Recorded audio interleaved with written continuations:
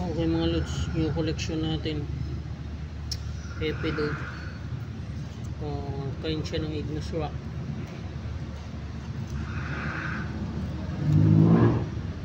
Epido igneous rock. Tignan nyo mga lods, halo siyang zebra stone tsaka ano, parang serpentine din siya. Pwede siyang maging black diamond. Napapansin niyo yung kulay itim mga lods.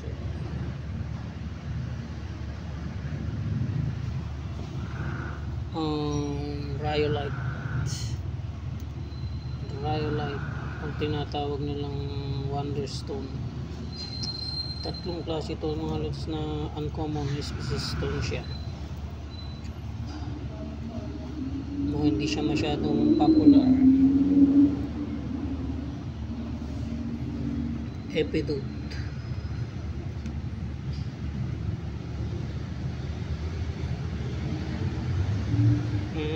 Tatlong klase ito ng stone na uncommon mga lods.